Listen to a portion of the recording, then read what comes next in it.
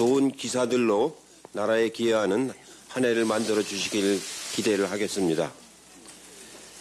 지난해 민주당은 제1야당의 비협조로 국회 운영에 많은 어려움이 있었지만 큰 성과도 있었습니다. 가장 큰 성과는 개혁 입법을 완수한 것입니다.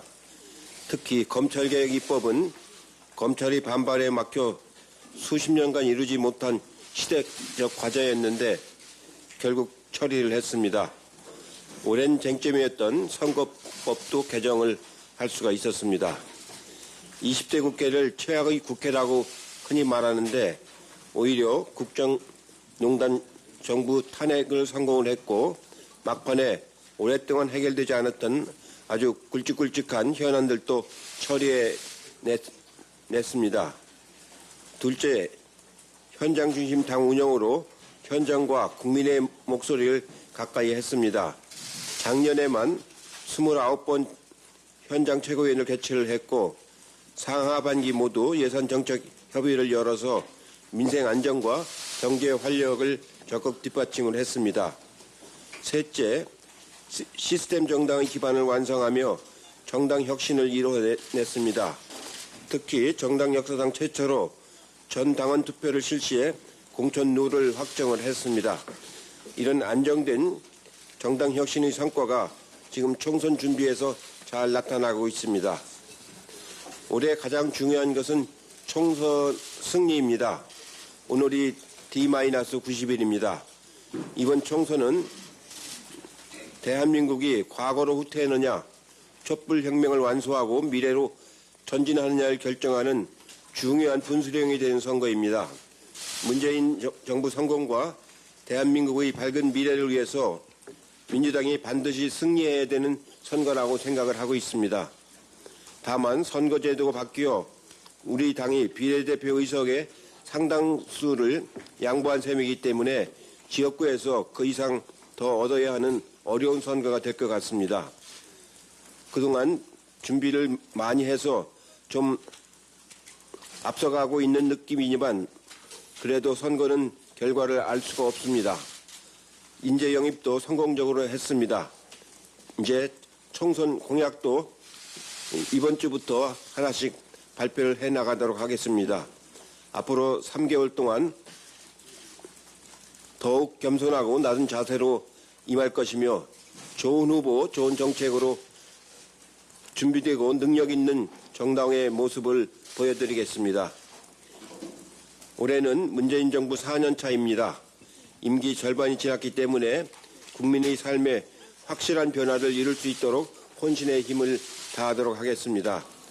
당정청 간 보다 긴밀한 협력으로 국정을 이끌고 집권 여당으로서 책임을 다해 새로운 100년을 열어나가겠습니다.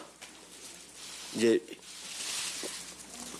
정세균 총리가 취임을 하셨고 이낙연 전 총리가 당에 돌아오셨습니다. 서로 간에 아주 긴밀한 소통을 통해서 당정청 간의 협의를 잘하고 그걸 바탕으로 해서 좋은 성과를 내도록 최선을 다하도록 하겠습니다. 이상입니다. 예, 다음은 기자님들의 질문에 답하는 방식으로 내용을 보다 채워보도록 하겠습니다. 질의해 주실 기자분. 예, 제일 먼저. 네, 대표님 안녕하세요. 연합뉴스TV 최덕재라고 합니다. 나라의 명운을 결정지을 수 있을 만큼 이번 총선 중요하다고 하셨는데 목표 의석수가 있다면 어느 정도로 생각하고 계신지 궁금합니다. 예, 의석수를 지금 제가 말씀드리긴 좀 어렵고요. 가능한 하여튼 많이 얻는 게 좋은데 아까 말씀드린 것처럼 비례대표에서 우리가 상당수를 양보를 했기 때문에 지역구에서 그 이상을 더 확보를 하는 것을 목표로 삼고 있습니다. 나 기자님하고 우리 매일경제 기자님. 어제 저희가 전체 예, 그래도 질의 전에 소속하고 성명 밝혀주시면 저희가 잠주하겠습니다. 마이크를 YTN 나연수 기자입니다. 어제 밤에 저희가 이제 당의 입장과 그 대표님 메시지를 받긴 했습니다만 그래도 직접 좀 어제 밤에 쓴 TV 동영상 내리는 과정에서 있었던 문제를 좀 대표님께서 직접 말씀을 해주시면 좋을 것 같습니다. 예, 저는 전혀 어느 쪽을 이렇게 낮게 보고 한 말은 아니고요.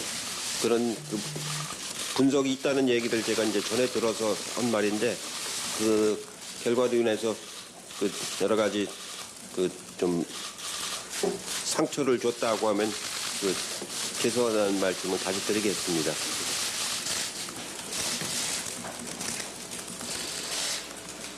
예, 저희 아까 손을 들어주셔서 매일경제 기자님 먼저 하고 예, 뒤에 여쭙겠습니다.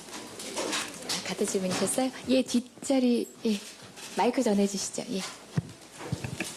예, 저 CBS 박희원입니다.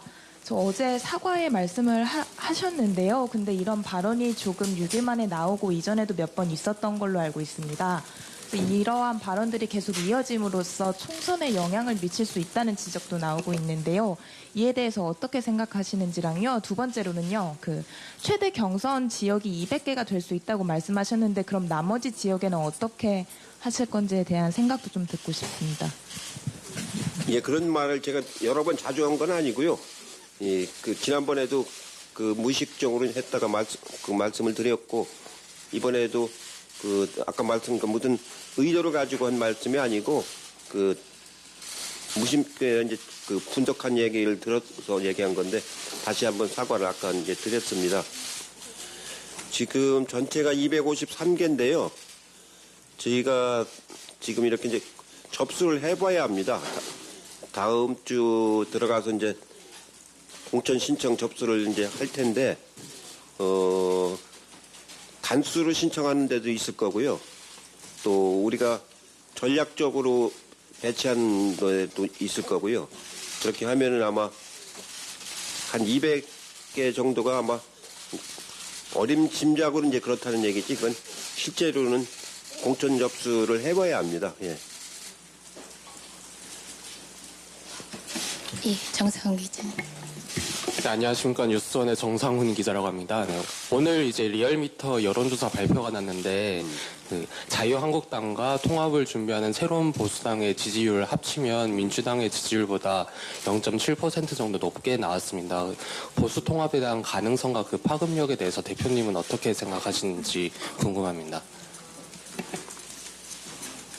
예, 다른 당에 대해서 제가 언급하는 건 별로 적절치가 않고요. 그분들이 이제 지금 통합 논의를 해나가고 있는데 제가 지켜보도록 하겠습니다.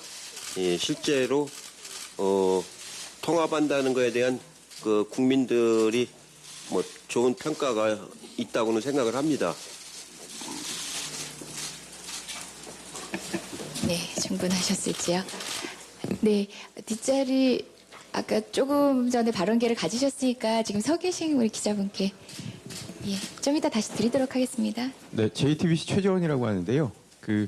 청와대 출신 출마자들이 좀 많다는 지적들이 계속해서 나오고 있는데 대표님께서도 여기에 대해서 좀 청와대 출신들이 많다는 문제의식이 있으신지 여부와 그리고 청와대 출신들에 대해서 이력 표기 문제도 계속 논의 중인 것으로 아는데 이력 표기 문제라든지 전략공천 관련한 방침이 어떻게 되시는지 좀 여쭙고 싶습니다.